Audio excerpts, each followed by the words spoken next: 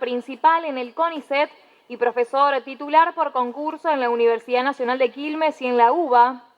Es doctor en Ciencias Sociales de la Información y autor de numerosos libros y artículos sobre políticas de la comunicación, medios y tecnologías de la información y la comunicación.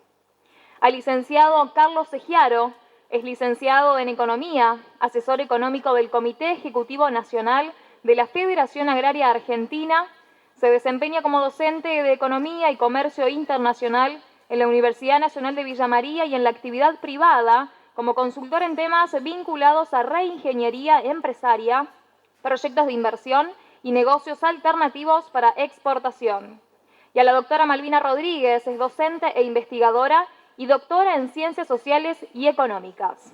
Va a moderar el panel la profesora e investigadora, doctora Carla Avendaño. Muchas gracias, Evangelina. Muchas gracias, Carlín. Muchísimas gracias a todos por estar presentes.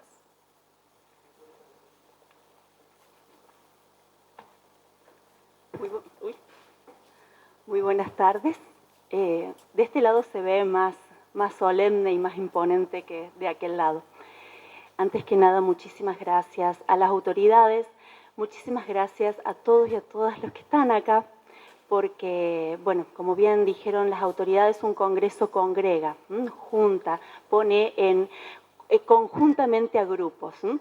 Y bueno, y esta es una reunión que tiene el carácter de ser interdisciplinaria, por ahí con varios objetos transdisciplinarios, que no deja de ser más que interesante en este mundo donde la complejidad ya supera las barreras disciplinares y disciplinaristas propias del siglo XIX, ¿no? De ese positivismo que construyeron a nuestras ciencias sociales, que las construyeron, que les dieron su origen, pero que ya estamos en un momento de superarlas, porque la sociedad es mucho más compleja que las barreras disciplinares que las abordan. Vamos a hacer una brevísima introducción y vamos a comenzar con la disertación de la doctora Malvina Rodríguez, para después dar lugar al licenciado Carlos Segiaro y en tercer lugar, y como cierre, al doctor Martín Becerra. Una cuestión por ahí como introductoria. Cuando se pensó en el título o la denominación de este panel, de esta conferencia, en realidad es una conferencia con más de una persona en el estrado, dijimos, bueno, tenemos dos grandes campos disciplinares en el CUF. Las ciencias económicas, ahora a partir de la introducción de la carrera de administración y la carrera de contador público, y la carrera de comunicación que data desde el año 2013 con una muy interesante cantidad y calidad de egresados de grado y de técnicos en su pregrado. Entonces, ¿por qué no hablar de escenarios que nos encuentren? Escenarios donde nos vamos a encontrar las ciencias económicas y la comunicación con las complejidades de cada una.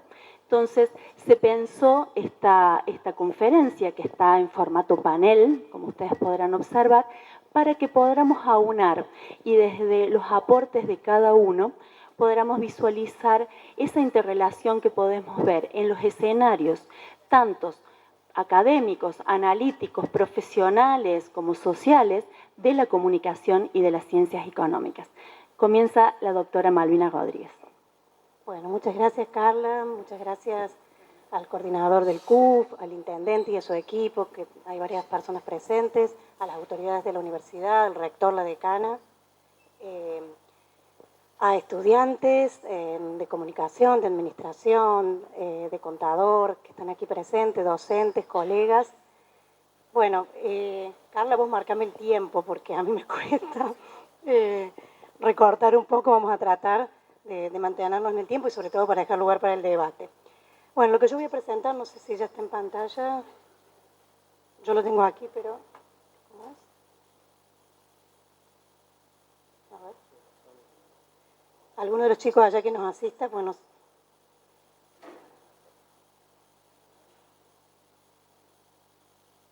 ahí, bueno, y con este iré corriendo, supongo.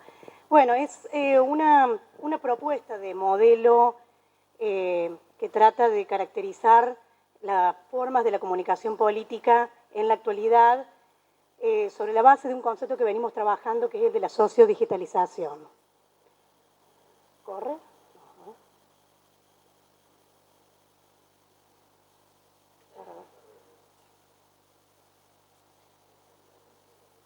Si no, si alguien de allá va corriendo.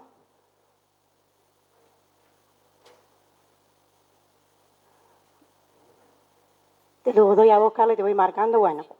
Ahí están corriendo.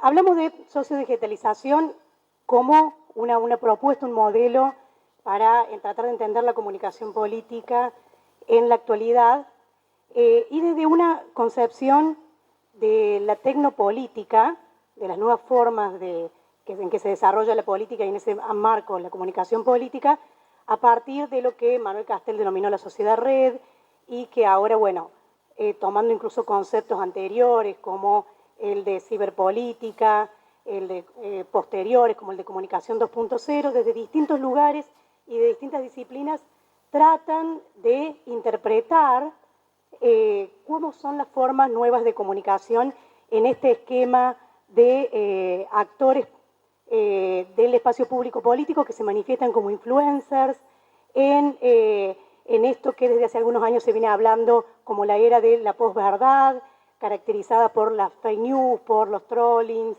los memes, que una autora española ha denominado memecracia, las acciones de hacking y de inteligencia artificial. La idea es tratar de armar o de presentar un modelo teórico que también lo trabajamos a nivel empírico en distintas investigaciones, que reformula o piensa, mejor dicho, en esta actualidad la noción de construcción de realidad mediada a través, antes de los medios de comunicación masivos, como lo planteaba Niklas Luhmann desde los años 70, con el concepto de sociedad red, planteado por Manuel Castells con el cambio de siglo, en el sentido en que, como lo anticipaba este autor catalán, la comunicación y todas las prácticas sociales y culturales se configuran a través de redes y que, bueno, en nuestra cotidianeidad, hoy,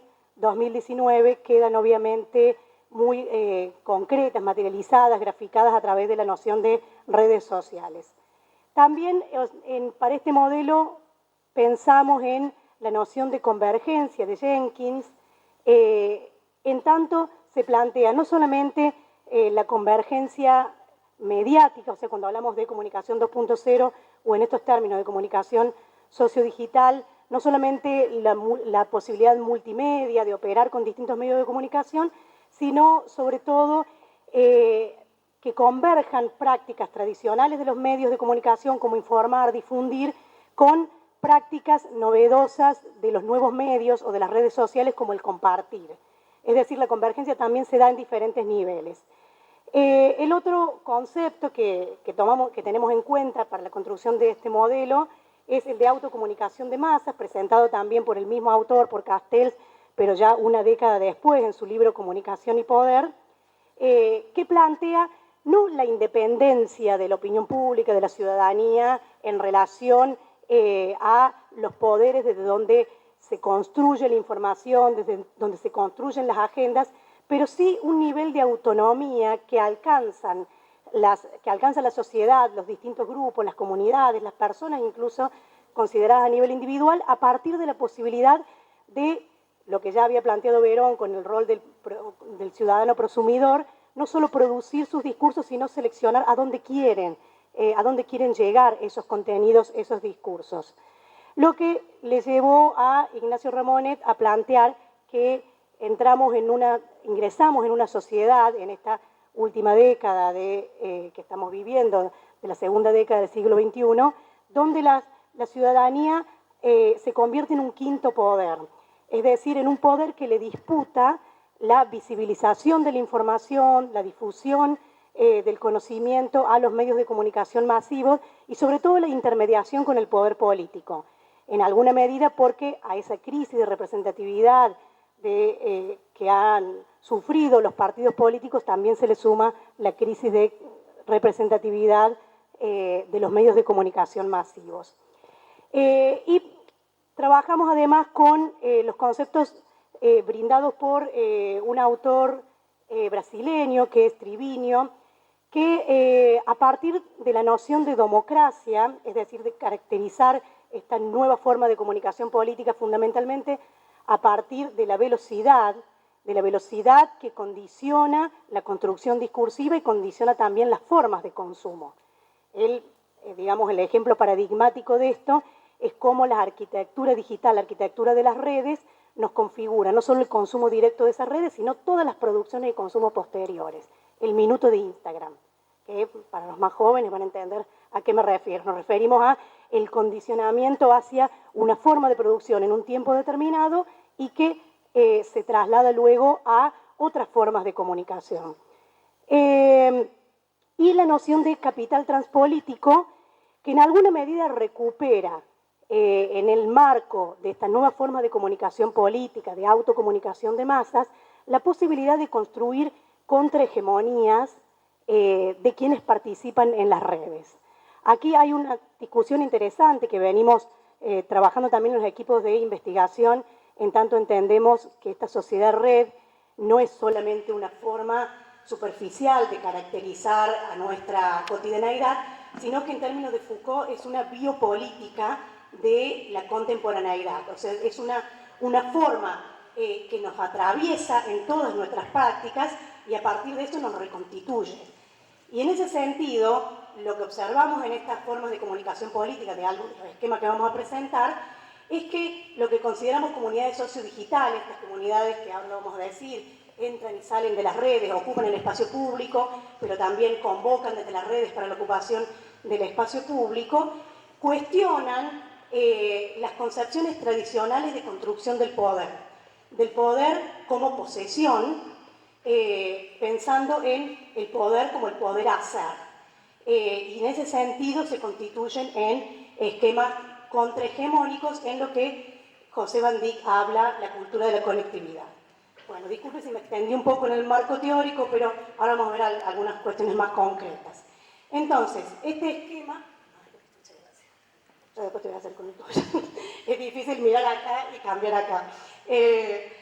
Este esquema entonces de la sociodigitalización plantea un modelo de comunicación política sociodigital en un esquema de construcción de realidad sociodigital de una opinión pública signada bajo la autocomunicación de masas que constituye comunidades sociodigitales.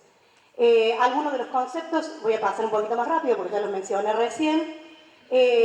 La característica de esa realidad sociodigital, sobre la base de una concepción constructivista, es que nos encontramos ante realidades múltiples, que ya no son solo las versiones distintas de realidad de los medios de comunicación masivos, sino las realidades que se construyen en el mundo online y en el mundo offline. O sea, las personas, decimos, habitamos en un mundo físico y visitamos el mundo de las redes. Sin embargo, en las experiencias digitales, esas visitas se viven como hábitat también, se viven como realidades. Y en ese sentido tenemos, como dice Van Dyck, una interpenetración permanente de los dos mundos. No hay tal separación como solemos escuchar en el caso de los más jóvenes, de sus abuelos, ya estás ahí en ese otro mundo. Hay un ir y venir entre lo que podríamos llamar los dos mundos. Mundos que se construyen cada vez más a partir de lo que en los nuevos esquemas de la comunicación se llaman las narrativas transmedia. Es decir, no solamente la posibilidad de narrar y de consumir información a través de diferentes medios, sino también que esas narrativas se construyen también con los anteriormente denominados públicos, es decir, nuevas formas de participación. Y en esa medida, los tradicionales actores, si pensamos las denominaciones clásicas de la comunicación política, Dominique Bolton, María José Canel, que definen a la comunicación política como ese espacio de interacción de discursos contradictorios en el espacio público entre actores, periodistas, medios y ciudadanía, ahora encontramos una interactividad entre esos actores y un recrudecimiento de los discursos en disputa, discursos que siempre han sido contradictorios, pero que ahora también comienzan a manifestarse a través de otras lógicas, como por ejemplo los discursos del odio. Entonces, ¿A qué nos referimos con estas comunidades sociodigitales? En el marco de nuestras investigaciones, uno de los ejemplos paradigmáticos que tomamos es el de la comunidad Ni Una Menos. Una comunidad surgida en lo que le llamamos espacios de micropolítica, un conjunto de intelectuales, periodistas, unas 15 más o menos, que se reúnen, elaboran un documento y que a partir de allí generan una consigna que, superando todas las expectativas de las mismas creadoras, no solo alcanza dimensión en el espacio, o sea, trasciende incluso las fronteras de Argentina, sino también en el tiempo. O sea, hace poquito tuvimos la quinta marcha, el 3 de junio, de Ni Una Menos. Es decir, son estas comunidades que a partir de la autocomunicación de masas, de estas formas, expresiones de autocomunicación de masas, se manifiestan tanto en los espacios de virtualidad como en el espacio público, con una intención. Hay una intención manifiesta, obviamente, que es la modificación de la política, la construcción de otro tipo de poder, que decíamos recién el poder hacer más que el poseer, porque no todas las manifestaciones se convierten luego en disputas por el poder político real. Bueno, pasó con indignados en España, pero no necesariamente todos los movimientos sociales, las comunidades sociodigitales se transforman en partidos políticos. Pero sí hay una característica fundamental de estas organizaciones, sobre todo de las comunidades sociodigitales, que surgen de grupos que, podríamos decir, se encuentran en algunos espacios, todavía en los márgenes, como los movimientos feministas, ambientalistas, de pueblos originarios, etcétera, que es la disputa por el sentido y sobre todo por la instalación de agenda, por de alguna manera participar de la construcción del debate público. Bueno, la metodología un poco les mencionaba recién, el marco en el que trabajamos, con entrevistas a activistas, con mapeo de comunidades, análisis de contenido. En nuestras investigaciones en los últimos años tomamos algunas comunidades como modelo en temas de género, de ambiente, de nuevos medios de comunicación, tanto en Argentina como en Brasil, donde en Brasil consideramos especialmente el ámbito de lo jurídico, sobre todo porque nuestro periodo de análisis entre el 2015 y la actualidad estuvo signado por la judicialización de la política y las organizaciones de derecho que actuaron en el espacio público en el marco del impeachment a Dilma Rousseff. ¿Qué encontramos entonces en esas... Me falta esto. Bien, el siguiente. ¿Puede ser? ¿No funciona este? Bueno, uno más, Carlita. Entonces, ya me quedan 5 minutos, así que vamos directamente a las características de este modelo de comunicación política sociodigital.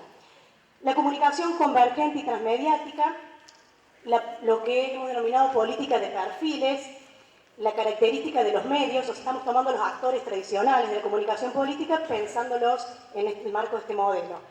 El periodismo militante, la disrupción discursiva a través de algunos fenómenos como el de posverdad y lo que una autora, Delia Rodríguez, denomina la memecracia, y la característica de la opinión pública como autocomunicada. Uno más, Carla. En relación a la comunicación convergente y transmediática. Con esto nos referimos a la comunicación no solamente en múltiples formatos y dispositivos, sino también, como decíamos recién, a esta característica de la confluencia entre la lógica de la transmisión y la lógica del compartir. Por otra parte, a los cruces identitarios que se dan, sobre todo intergeneracionales, el rol prosumidor de los públicos y las narrativas transmedias y la consideración de que esto habilita recursos democráticos en ese esquema de autocomunicación de masas, de quinto poder, pero no necesariamente garantiza independencia de los públicos. El siguiente. En relación al concepto de política de perfiles, tenemos un interesante debate actualmente en la ciencia política, en la comunicación, acerca de lo que son las políticas de la apariencia, la micropolítica, la política de proximidad. En este caso, hemos optado dentro de este esquema por denominarlo política de perfiles, porque entendemos que esto refleja un poco las contradicciones de la comunicación política sociodigital. Por un lado, es una comunicación política que tiende a la hiperpersonalización, a concentrarse en la individualidad. Quienes militan en partidos políticos lo saben, cuando se quiere comunicar un aspecto más amplio como el de un partido político, las redes sociales nos llevan siempre a la hiperpersonalización, a construir la imagen de la persona, del candidato, algo que desde los años 90 conocíamos como una característica del marketing político. Pero en el caso de esta política de perfiles, el desarrollo o la confluencia de redes no tiene que ver solamente con la presentación, la construcción de perfiles, la presentación de las candidaturas, sino que todos los espacios, las dinámicas, los momentos de la comunicación política, tanto en su momento agonal, de disputa, como de gobierno arquitectónico, están atravesados por lo que aquí le hemos denominado red de distribuciones episódicas del poder. Es decir, la política de perfil, la política en las redes sociales, nos lleva a una situación cada vez más efímera de concentración del poder. Cada vez más personas de un día para el otro se pueden convertir en influencers y tener más seguidores que Trump y que el Papa. Esto nos va demostrando que la concentración del poder es una concentración más bien episódica, tiene que ver con determinados momentos o acciones que con una construcción que pueda mantenerse en un periodo de tiempo. Y por eso ustedes observarán que las campañas electorales son cada vez más cortas. A pesar de que las posibilidades tecnológicas nos permitirían mantenerlas en el tiempo. Esta política sociodigital se focaliza fundamentalmente en temas. Esta es otra característica que arrastra del marketing político tradicional de los años 90.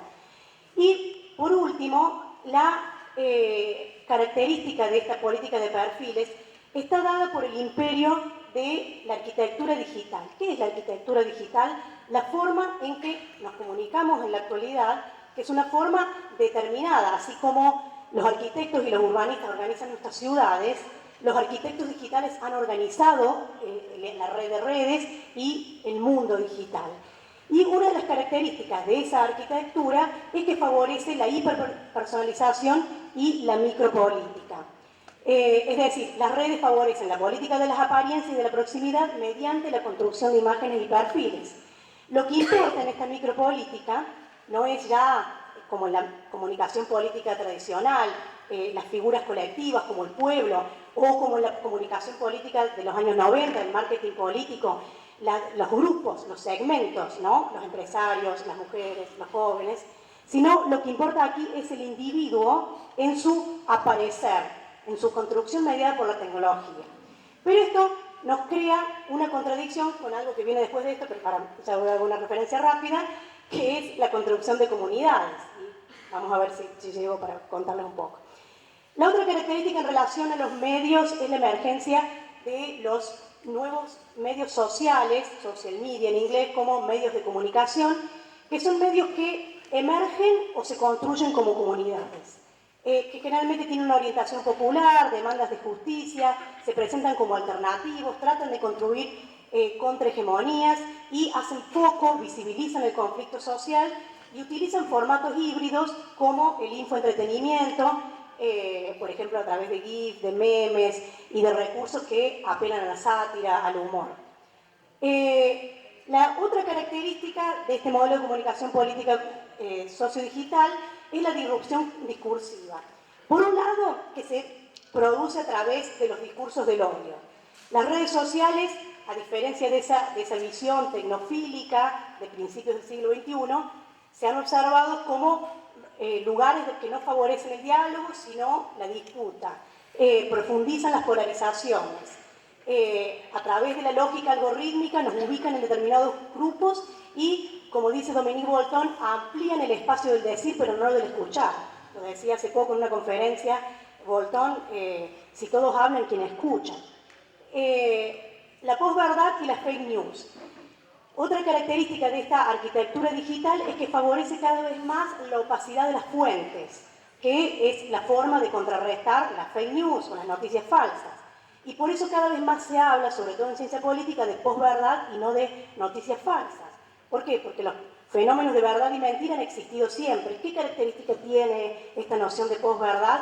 De presentarse como un proceso donde hay medias verdades o medias mentiras y donde en definitiva no termina teniendo importancia la corroboración, porque el proceso es abierto e híbrido, y lo que importa es el efecto inmediato de ese proceso. Casos como los que hemos observado en la campaña de Bolsonaro en Brasil, la campaña de Trump en Estados Unidos.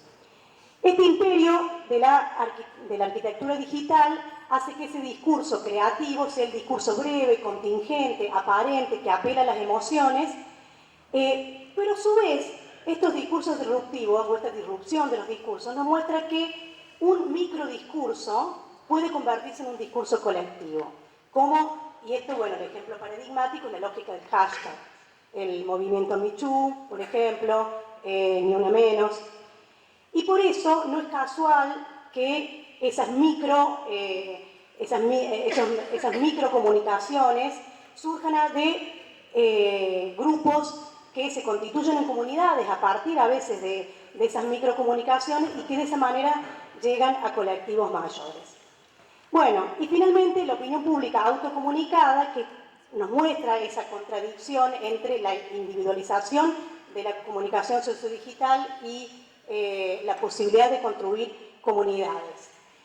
A través, bueno, de la ampliación del espacio público, la noción de quinto poder que mencionaba recién, de las posibilidades de ejercer diplomacia ciudadana, es decir, de pasar al costado, no diría por encima, pero al costado de la diplomacia de los gobiernos para demandas específicas como puede tener que ver, por ejemplo, los problemas migratorios a nivel mundial. Ahora, la pregunta que nos planteamos aquí es si esto realmente puede llegar a transformar, además de sentar agenda, de establecer agenda, transformar la política pública. Y bueno, resumiendo ya, y ya termino con esto, Carla, las contradicciones. La construcción entonces permanente de la privacidad y la individualidad en un entorno comunicacional en red que remite a lo comunitario público. Primera contradicción. Segunda contradicción, la superficialidad de la apariencia conviviendo con la profundidad de las demandas que se visibilizan desde los colectivos marginales.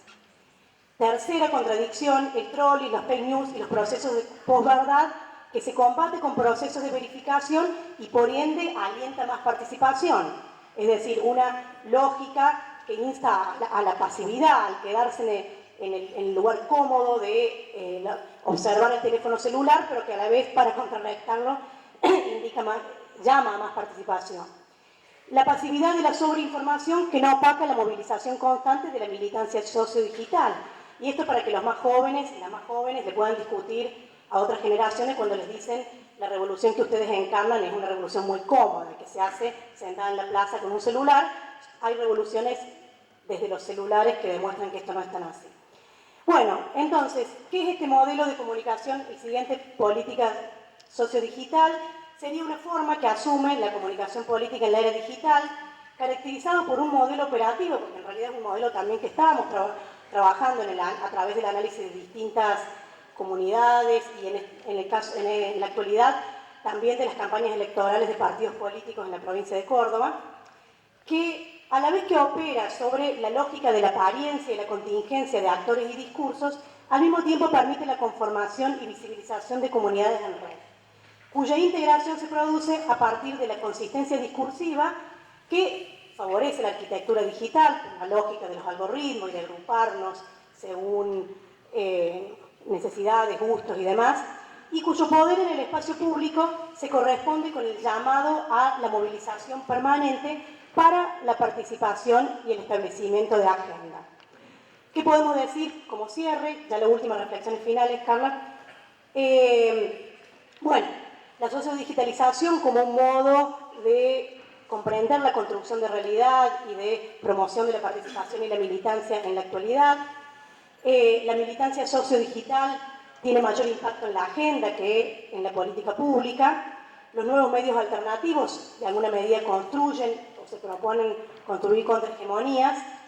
La idea de este modelo también es de construir la arquitectura digital como algo natural y comprenderlo como una forma de control social.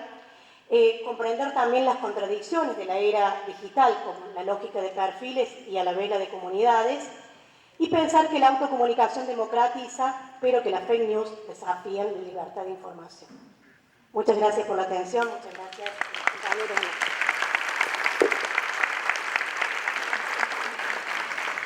agradezco.